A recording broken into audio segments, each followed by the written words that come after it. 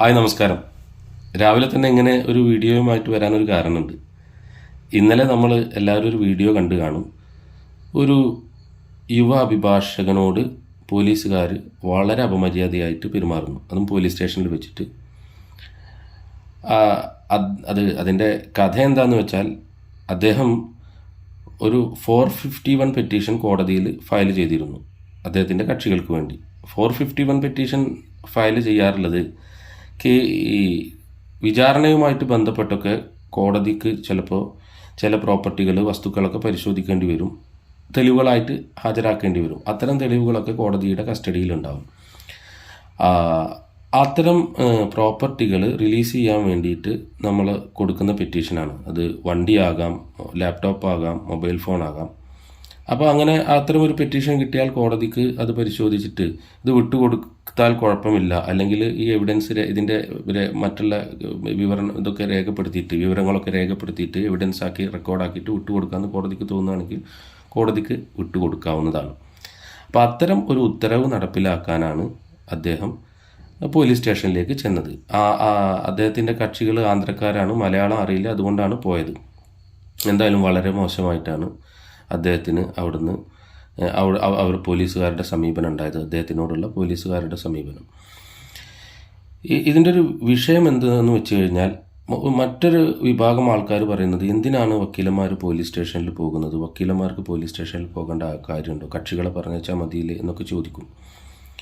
അത് ചില ഇത്തരം കേസുകളിൽ പോകേണ്ടി വരും. മാത്രമല്ല, നിയമം തന്നെ ചില സമയത്ത് അഭിഭാഷകരോട് പോലീസ് സ്റ്റേഷനുകൾക്ക് ചെല്ലേണ്ട ചില കാര്യങ്ങൾ പറയുന്നുണ്ട്. ഉദാഹരണത്തിന്, ഇപ്പോൾ ഇൻ്ററോഗേഷൻ നടക്കുന്ന സമയത്ത് ഒരു നോട്ടീസ് വന്നു, അപ്പോൾ ഒരു പ്രതിയെ ചോദ്യം ചെയ്യുന്ന സമയത്ത് അഭിഭാഷകൻ്റെ സഹായം തേടാം. അഭിഭാഷകൻ്റെ സാമീപ്യത്തിൽ ഇൻ്ററോഗേഷൻ നടത്താനുള്ള പെറ്റീഷൻ കൊടുത്തു കഴിഞ്ഞ് കഴിഞ്ഞാൽ അതിന് കോടതി അനുവദിക്കുകയാണെങ്കിൽ അതിന് അഭിഭാഷകന് കൂടെ ചെല്ലേണ്ടത്. മാത്രമല്ല, ഒരു വക്കാലത്തുള്ള വക്കീലിന് ചിലപ്പോൾ കക്ഷിക്ക് വേണ്ടി നിയമപരമായി അയാൾക്ക് കിട്ടേണ്ട കാര്യങ്ങൾക്ക് വേണ്ടിയിട്ട് പലപ്പോഴും ഇങ്ങനെ ഇടപെടലുകൾ നടത്തേണ്ടി വരും, സ്റ്റേഷനിലേക്ക് പോകേണ്ടി വരും. പൊതുവേ പോകാതിരിക്കലാണ് അതിൻ്റെ ഒരു രീതി. പോയി കഴിഞ്ഞാൽ ഈ കക്ഷികളുടെ മുന്നിലൊക്കെ വെച്ച്, പബ്ലിക്കിൻ്റെയൊക്കെ മുന്നിൽ വെച്ച് ഇതേപോലെയുള്ള നിയമം അറിയില്ല, തീരെ സിവിലൈസ്ഡ് അല്ലാത്ത ഓഫീസേഴ്സിൻ്റെ ഭാഗത്തുനിന്ന് മോശമായിട്ടുള്ളൊരു സമീപനം ഉണ്ടായാൽ ചിലപ്പോൾ അതുപോലെ അവർ പറയുന്ന രീതിയിലൊന്നും നമുക്ക് പ്രതികരിക്കാൻ പറ്റിയെന്ന് വരില്ല. അതുകൊണ്ട് പലരും പോകാതിരിക്കാറാണ് ഉള്ളത്. എന്തായാലും ഇത്തരം ഉത്തരവുകൾ ഒക്കെ നടപ്പിലാക്കാൻ ഇപ്പോഴും അതാത് ഓഫീസറിൻ്റെ അടുത്തേക്ക് ചെല്ലേണ്ട ഒരു കാര്യം ഇന്നത്തെ കാലത്തുണ്ടോ എന്നുള്ളതാണ് നമ്മൾ പരിശോധിക്കപ്പെടേണ്ടത്. അതാണ് ഇതിന് ക്രിയാത്മകമായിട്ടുള്ളൊരു പരിഹാരം. കാരണം ഇന്ന് നമുക്കറിയാം, ഇന്ന് ഇൻ്റർനെറ്റ് ഫെസിലിറ്റിയൊക്കെ വളരെ എല്ലായിടത്തും ഉണ്ട്. എല്ലാ കോടതികളും കോൺഫറൻസൊക്കെ നടത്തിയിട്ടാണ്, വീഡിയോ കോൺഫറൻസ് വഴിയാണ് മൊഴിയെടുക്കുന്നത് വരെയുള്ളത്.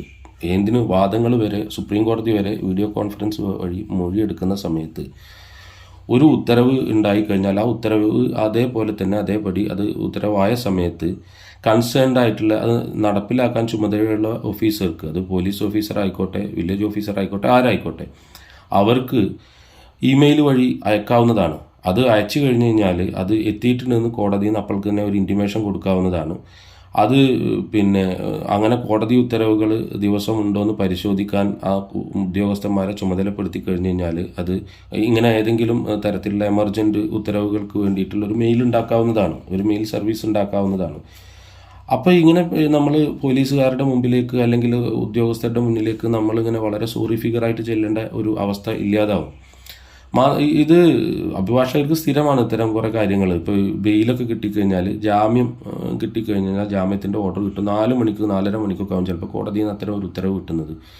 5 മണിയുടെ ഉള്ളിൽ ജയിലിൽ പോയി കഴിഞ്ഞാൽ റിലീസ് ചെയ്യാൻ പറ്റുള്ളൂ, അല്ലെങ്കിൽ അടുത്ത ദിവസം ചെല്ലണം എന്നൊക്കെ പറഞ്ഞത്. പണ്ട് കാലത്ത് ഈ മെസ്സഞ്ചറൊക്കെ ആയിട്ട്, പ്രത്യേക ദൂതനും പ്രത്യേക മെസ്സഞ്ചറൊക്കെ ആയിട്ട് പോകുന്നത് വേറെ ഒന്നും മാർഗ്ഗമില്ലാത്തത് കൊണ്ടായിരുന്നു. ഇന്നതിന് ഇഷ്ടംപോലെ മാർഗ്ഗമുണ്ട്.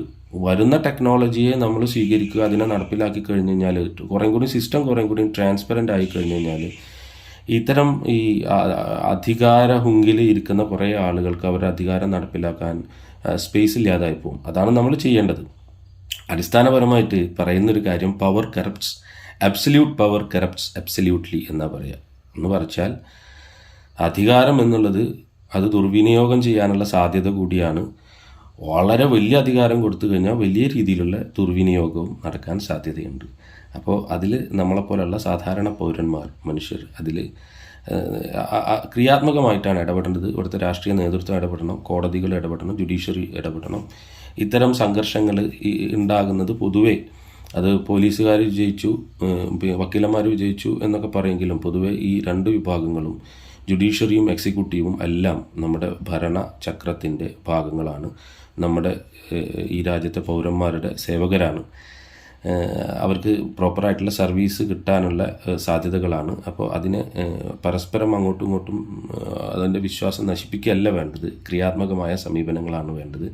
എന്തായാലും വളരെ മോശമായ രീതിയിൽ പോലീസുകാരുടെ ഭാഗത്തു നിന്ന് ശകാരങ്ങളും ഷൗട്ടിങ്ങും ഒക്കെ നേരിട്ട, അപമര്യാദ നേരിട്ട എൻ്റെ സഹപ്രവർത്തകൻ ആയിട്ടുള്ള ആക്കിബ് സുഹൈൽ, ഞാൻ അദ്ദേഹത്തെ അറിയൊന്നുമില്ല, എന്നാലും അദ്ദേഹത്തിൻ്റെ വികാരം എനിക്ക് മനസ്സിലാകും. ആക്കിബ് സുഹൈലിന് കൂടെ ഐക്യദാർഢ്യം പ്രഖ്യാപിക്കുന്നു. നന്ദി, നമസ്കാരം.